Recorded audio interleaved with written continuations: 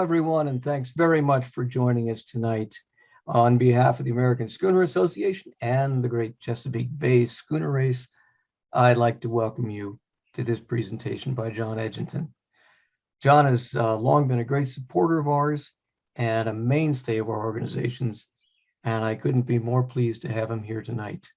So without any further ado, let's switch over to John. Hey, John. Thank you very much. My schooner career began in 1976 on the schooner Victory Chimes out of Rockland, Maine. And of course, at the time, I had no idea it would become a career, but the rest was just a failure to do anything else. I'd spent much of 6 seasons on board the Victory Chimes, fishing in 1981 as first mate.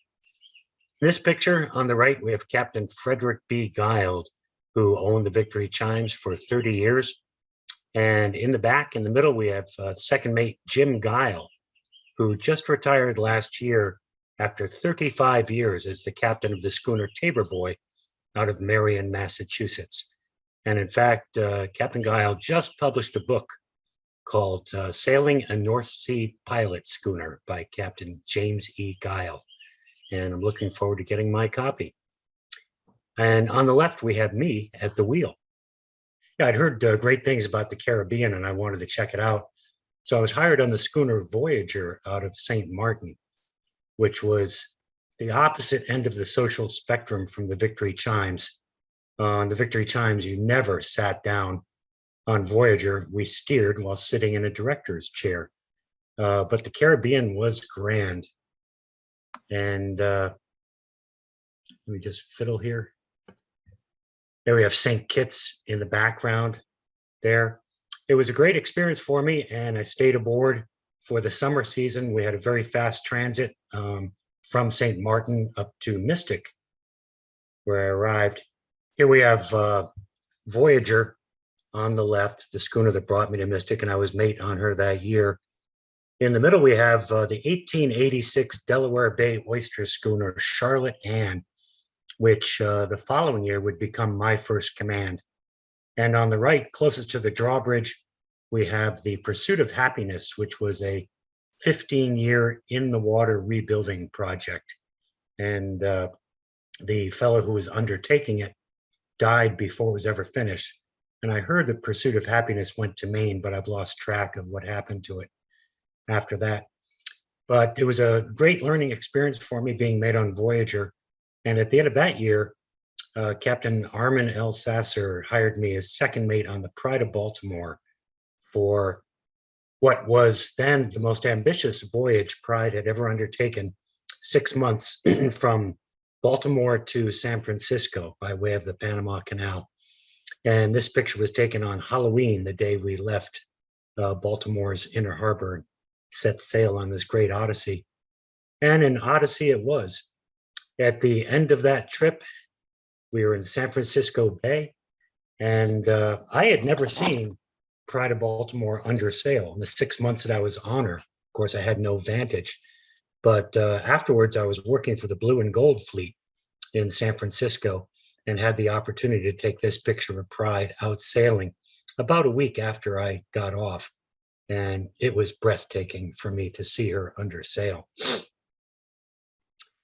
After I got off Pride, I came back to Mystic and took my first command. As I mentioned, it was the Charlotte Ann.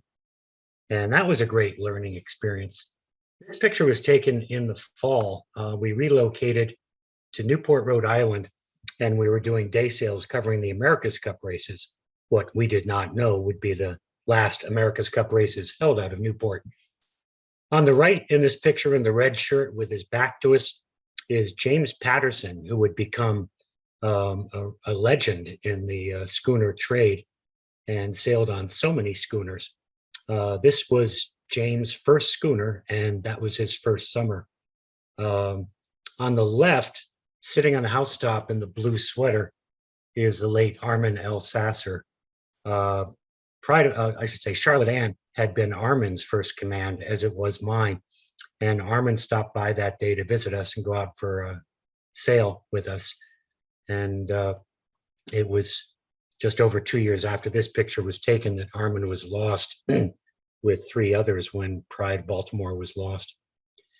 At the end of this Newport adventure, James and I delivered the Charlotte Ann to Fort Lauderdale, where it was sold, and it never came back to Mystic. It went to Chicago after that and has since been broken up.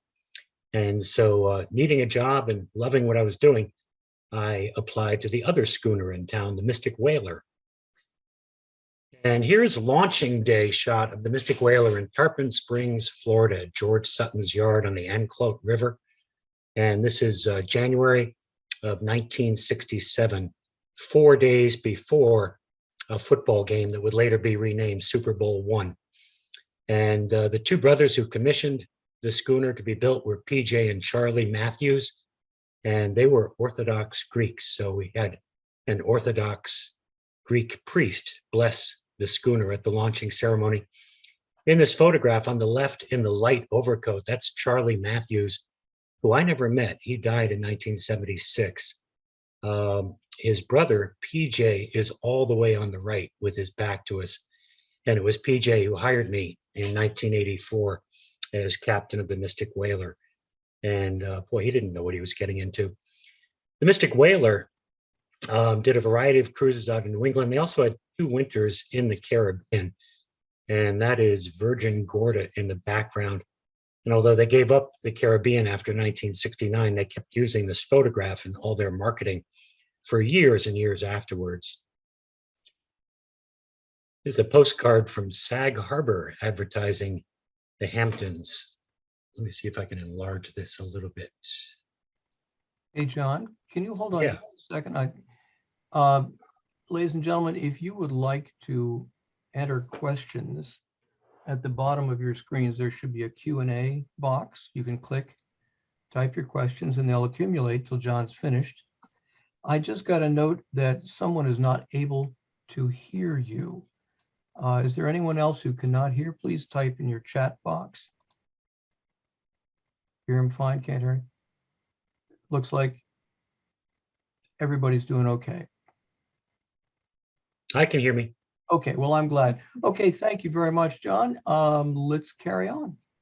Okay, and this postcard taken from Sag Harbor, probably about 1982. That is Captain Quentin Snedeker at the helm of the Mystic Whaler. He was captain of the Mystic Whaler for 11 years. And we had a swarthy crew on board my first year. I think I still look like that too. After 4 years on the Mystic Whaler, I transferred to the Mystic Clipper. And Mystic Clipper was a joy to sail. And for 6 years, I was captain of the Mystic Clipper, also out of Mystic. And she gave us many a rewarding experience. The whole time I had been on the Mystic Whaler, the vessel was not well maintained, and the Coast Guard had issued frequent warnings to PJ that the maintenance needed to be improved, but we were never kept on payroll other than when we were sailing to do the work that was needed. One more shot of the Mystic Clipper in front of World Trade Center towers there. Back to the Mystic Whaler. In 1990, when the Mystic Whaler hauled out, the Coast Guard condemned the vessel. And basically, it was a long time in coming. The warnings had been there, but Mystic Whaler needed a whole new bottom. And to facilitate that work, most of the interior would have to be removed along with the plumbing and the wiring, which was no great loss at that point. PJ committed himself to rebuilding the vessel, but after 2 years, the yard bills had gotten way ahead of the payments, and the yard shut the program down. We didn't know when we hauled out in 1990 that the Mystic Whaler would be out of the water for over 5 years and would never go back in the water under PJ's ownership again. But finally, after 4 years, PJ announced his intention to sign the Mystic Whaler over to the yard in Rhode Island and walk away from it. And then PJ died without ever actually having done that. The yard was stuck with a derelict vessel on their hands, a large one at that. They knew that I had no money, but if I had the opportunity to raise the money, that I would be a pretty good candidate to take on the Mystic Whaler. And so we came to an agreement. And I went out and started raising money. We had this ingeniously simple idea that could not work. We wrote to friends and asked them to give us unsecured loans. And it did work. We got enough together that Bank of America came in with the rest of the capital we would need to get going. And in January of 1995, it was all systems go, except for one delay. Bank of America would not release the money until the yard could prove that they had owned the vessel that they had just sold me. And they could not, because PJ never signed the boat over to them. And PJ was no longer alive. PJ's widow balked at signing the hull over to the yard, and there were legal delays there until she was finally persuaded that she had no benefit to derive from continuing to own the hull. So she signed the boat over. We lost almost 3 months in legal delays, and we were in a hurry to get going. We were out of time, and we had a great deal of work to do. So we were working on the vessel, notwithstanding the fact that we didn't own it and we were not insured. This was the engine room before we ripped the last of the old wiring out, and we're looking up to daylight there, up into the old galley. We worked in a hurry to button everything up and get the vessel launchable. This was the engine room looking down now, when we're all sandblasted, painted, and all the welding was done, and ready to lower the engine in. This was the great room. This is the great room as it looked when it was finished. This was the great room we started with. Still a bit of daylight there to button up. And this was the galley. This is the galley as it wound up. Bear with me. And here we are in the galley with all the welding done, the sandblasting done, painting done, cleaning up, and getting ready to install it. But this was the galley we had started with when we took it all on. But we were in a mad rush. We had some wonderful folks coming to help us out. We had a great crew hired, and everybody went to it with a will. And working like mad. We're at ProMet in Providence here now. Lots of details to attend to, lots to keep track of. We should get an engine in there, I guess. Yeah, propeller too, that would be good. We'll get that on. Rewiring the vessel, and wiring and wiring and wiring. One of our many dear friends and volunteers was Bruce Adams, who lived outside Rochester, New York. And every Friday afternoon, he would get out of work and drive 6 hours to Providence, spend the weekend volunteering on the Mystic Whaler. On Monday, he would call out sick, and then Monday night, he would drive 6 hours back home. There wasn't anything we could find that Bruce couldn't build. Here he was building a refrigerator in the galley. People would stop by and say, "What are you doing?" He said, "I'm building a refrigerator." There'd be applause, and each person would say, "You can't build a refrigerator out of plywood." Well, we did, and it's still there. And Bruce, the mason, built the brick dry works. And he built the great room head. By now, Bruce is starting to look a little bit tired in this photograph. We started laying down the new deck.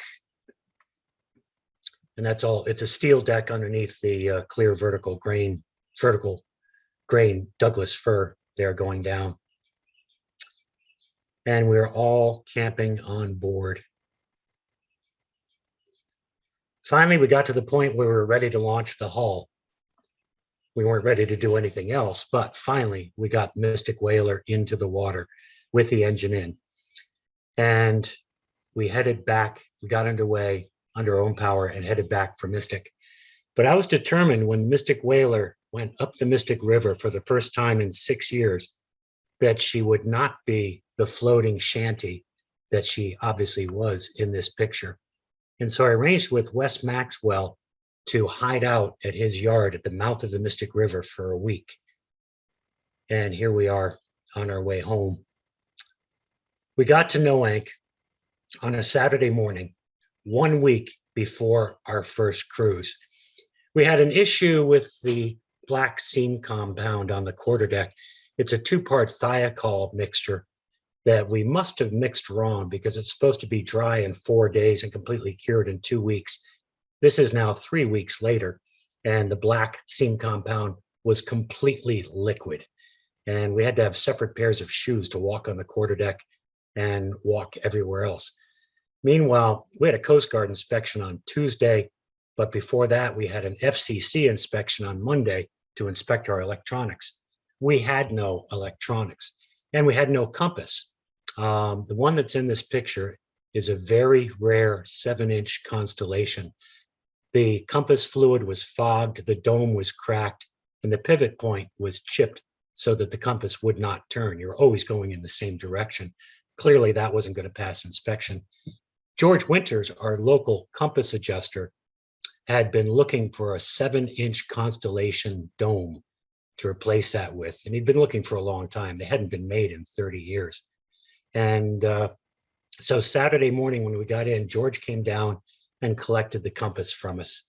And I said, George, see what you can do, or we're going to have to talk about terms on a new compass because we're out of time here. Monday morning, George came back with a compass looking just like new. It was amazing. You could see it in this picture forward of the little girl's hat there. And I said, George, how did you do that? And he said, well, about 3 years ago, there was a compass adjuster in Florida who retired, and he put his inventory up for sale. And I went down there, and he had 2 7-inch constellation domes. And he said, I'd better pick those up just in case the Mystic Whaler ever gets back into the water. And so we got a newly rebuilt compass out of it. On Sunday afternoon, Fred Wilson from Dockside Electronics came and installed all the electronics on the Mystic Whaler. On Monday, the FCC inspector came, inspected the electronics, wrote us out a safety certificate, FCC. On Tuesday, Coast Guard came. Dave Radacci was the inspector. At this point, we had only half the bunks built down below. No ladders to get down below yet in most places. And it was a shambles. And the inspector just looked around the vessel and he said, John, you're going sailing when? And I said, Saturday. And he said, John, you're never going to make it. And I said, I know what you're saying, Dave, and I understand. But I've been here every day, and we'd start work at 6 in the morning and promised ourselves that we would knock off by midnight. And we never did. But, I said, at the end of each day, it's been a whole different schooner than it was that morning. We had 17 people between crew and volunteers working on board during that time. And Dave said, well, Thursday is the last day I can come by, just 2 days from now. And I said, fair enough. That's all I can ask. Thank you. So Thursday, Coast Guard inspector came back and he said, after he looked around, he said, this is an entirely different vessel than the one I was on 2 days ago. And he wrote us out a certificate to carry passengers for hire, and we were ready to get into business. There was nothing varnished on the schooner. Everything was painted. You can see it hadn't been painted yet, but it was either painted tan or painted red. And when we were ready for our first cruise, all the paint was still wet. The quarterdeck seam compound still hadn't cured. So the night before the first cruise, I went to Home Depot, bought a bunch of brown AstroTurf and a bunch of Monel staples. And we stapled AstroTurf down to the entire quarterdeck. And that's how we went sailing that first season. Of course, the next winter when we went to tear it up, by then the thiacol had cured and the AstroTurf wouldn't come up. But Saturday morning, a week after we arrived in Noank, we're boarding passengers, family, friends, the bankers, lenders, and wind conditions were ideal. It was a southeast breeze, the perfect direction for wind direction for sailing up the Mystic River. So we got underway, we set sail, and we were able to sail all the way up the river and up through the drawbridge on our triumphant homecoming. Coming through the drawbridge there and heading up towards Mystic Seaport. Our triumphant return home was covered live by WBMW radio. They had the DJs on the dock welcoming us home. You can tell this is the real deal. They've got a telephone there on the dock. And then we were off and sailing. And over the many years, the sailing has been wonderful. But what's been most rewarding have been the people that we got to meet along the way, the crew and passengers alike. Our lives have been enriched by all the people the Mystic Whaler brought to us, and we'll be forever grateful. Got to do a lot of interesting things as well. Hosting American Schooner Association rendezvous at Block Island and at Greenport.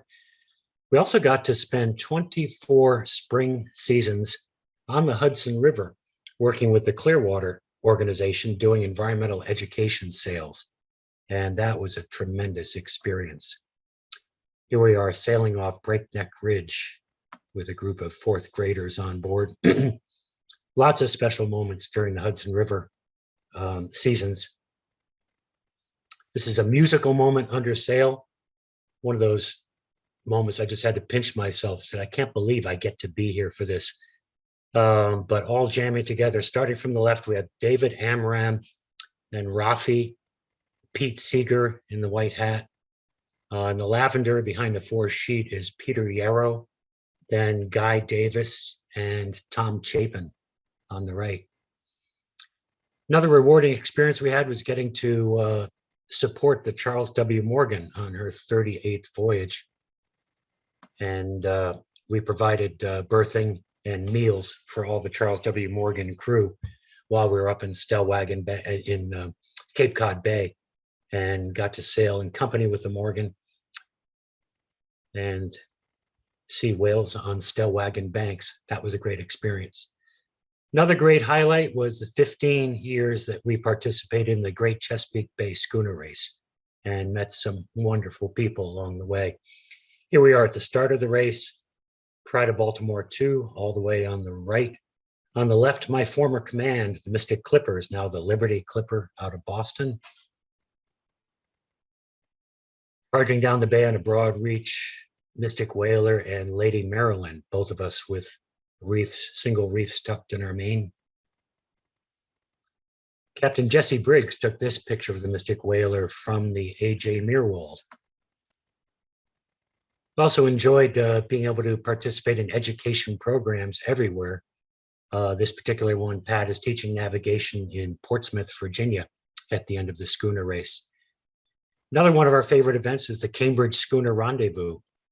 And here we are in Cambridge, Maryland, docked across from the skipjack, Nathan of Dorchester. We absolutely loved everything we did on the Mystic Whaler, well, most of it. And we certainly never wanted it to end, but we knew we weren't getting any younger, and we knew we would not be able to do it forever. So 4 years ago, we put the Mystic Whaler on the market. And only by doing that could we ensure that the schooner would have a future, because we knew that we could not be it. And it came through last fall, after all our many enriching experiences sailing together. But the offer came through rather quickly, and the whole deal went down surprisingly quickly. But here we are in October, the Mystic Whaler passing through the drawbridge for the last time. We delivered Mystic Whaler to Fort Lauderdale, where it was loaded onto a ship and taken to the Channel Islands in California, where it is now under the name of the Mystic Cruiser. And here's a background we never thought we would see: the Mystic Whaler sailing into Channel, I believe that's Santa Barbara, actually, in California, on her way to her new home. This was taken about 2 months ago. So one last photograph. This one's taken in Cold Spring, New York, on the Hudson River in the early morning, looking across at Storm King Mountain. And for the 38 years that I was captain of the Mystic Whaler, for the 27 years that it was our business, we never, ever dreamt that we would work so hard and know such financial anxiety and feel so lucky to be doing what we were doing. Thank you. Well, I got to tell you, John, you got a lot of us in tears right now. That was wonderful. Thank you so much. Oh, pollen is terrible, isn't it? Pollen's terrible. Well, luckily we're a pollen nation. It's all good. And ladies and gentlemen, if you do have any questions that you would like to ask John, this is your chance. There's a Q&A box at the bottom of your Zoom screen, and just type away. I see Pat is saying so many wonderful memories, and I completely agree with that. As someone who's actually participated in the Chesapeake Bay schooner race for more than 20 years, having you guys bow out was a huge loss on our part. I will tell you. It really was. Hit your stop sharing, my friend, and we will get you back on for a second or two. There you go. And right now, if any of you are curious about who we are and what we do, we, of course, are the Great Chesapeake Bay Schooner Race, and we are the American Schooner Association. So in perfect land, you should be seeing our stuff there. And let's see what we got in Q&A. We got a question coming up here, John. And the question is from Stephen, who says, what are you doing in the future? Good question. Right now, we are at home in Centerville, Maryland, on the Eastern Shore, and trying to figure out what the next chapter will be. Right now, the chapter is home restoration. But sorry. I'm not done yet, so I don't know what the next chapter is, but I'd like to obviously stay underway and be able to provide a service to people. So we'll see. Don't worry, I'll try and find something for you to do. John, are you able to do that? Ship's name in California is not my choice. It is Mystic Cruzar, Cruzar. Oh, what a frightening thought. Are you, John, are you able to see the Q&A, the questions running along? I am, okay. As far as I know. It looks like William Davies has sent one in. I'm looking at Wendy. Oh, you're ahead of me. When did Wendy? I started on the Mystic Whaler in 1984, which was the first year Mystic Whaler did not go to the Chesapeake Bay, and she did not come back until 2001. That's right. Yeah, pretty cool. Well, you say question from William Davies there? Yeah, Duncan, why don't you go ahead and read them since you're seeing them in a different order than I am. William asks, so what were some of the more challenging aspects of running a schooner-based business? Any advice for someone thinking of doing the same? Be well capitalized. The greatest anxiety I knew, and it happened more than once, it was in January, knowing that I could not pay the mortgage and wondering how we were going to keep it going. There were, the winters are lonely when and you're a seasonal operation. One thing banks dislike more than a seasonal business is one that can sink. And so we were very fortunate to get Bank of America to come in behind us on that. But yeah, as I say, we've been very enriched by the many people the Mystic Whaler brought into our lives, and especially the crew, who were always our family, which is not to say that we always enjoyed being an employer. Totally get that. Greg Dukowski, I actually had lunch with him about 3 days ago. Hi, Greg. Hey there. He says, Centerville, exclamation point. I'm living in Rock Hall now. We should get together for a few beverages. Greg, I'm not sure that was a question. What do you have? What do you got there? It's all good, man. Let's see. Oh, I see. Wendy is typed in the comments, and I'm looking at the Q&A. So we'll have to keep an eye on both of those.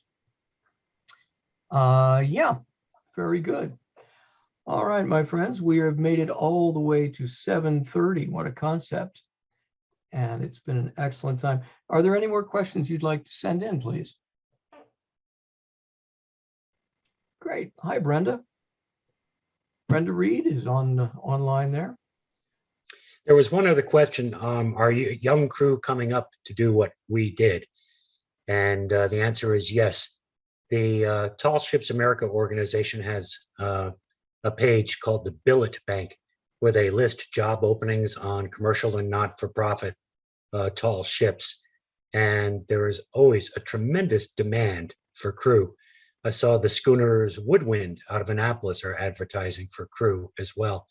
So there are tremendous opportunities out there for entry-level crew. Experience is not required. You'll get the training on the job. And so the opportunity is there. That's the truth. Got a couple more questions, Sean. Renee asks, hey, Cap, any thoughts about becoming Santa?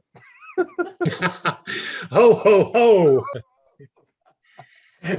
And Greg wants to know when you're getting another boat. Oh, my God. Got one, thank you. Yeah. And Robin says, hey, what made you choose Victory Chimes? When I was 12 years old, I had the opportunity to spend some time on Whitehead Island off the coast of Maine with a crew of kids. We were helping to restore an old life-saving station on Whitehead. And one foggy day, I looked out, I heard a commotion on the water of a vessel moving, but I didn't hear an engine. And I heard voices. And I looked out, wondering what it was. And then there was a break in the fog, and into that break sailed the three-masted schooner Victory Chimes. How cool is that? I was so transfixed. I just knew I had to get on that. And 7 years later, I was hired. That is, what a wonderful story. And you scratch the surface of a lot of these captains, and they've got similar stories like that. So it's going to be pretty exciting. Yeah, if anyone's around Mystic or have the opportunity to get to Mystic Seaport Museum, the Victory Chimes is dry docked at the shipyard at Mystic Seaport right now for their annual inspection. And if you have not seen the Victory Chimes out of the water, her bottom is surprising. How so is that? You mean how foul it is? No, how flat it is. Oh, how flat it is. Victory Chimes is the opposite of Dead Rise. Maybe she could be called the Victory Chimes. Mm-hmm. I like it. All right, everybody. And before we hang off, I want to thank you all very much for coming. And keep an eye out on your emails. We're going to have a number of very interesting people. And we got Matt Rutherford lined up for us. And we're going to be talking to Will Gates, who is the captain of the Maryland Dove. So we've got some really interesting things coming on. And John, on behalf of the Great Chesapeake Bay Schooner Race and the American Schooner Association, I want to thank you very much, first of all, for your career, and now for this great presentation. Thank you. Well, thank you all. Thanks, everybody, for coming. I hope you've had a good time. And of course, you can always visit the website, and you can always send me an email. Thanks, everyone. Good night, John. Good night, all. Good night, John Boy.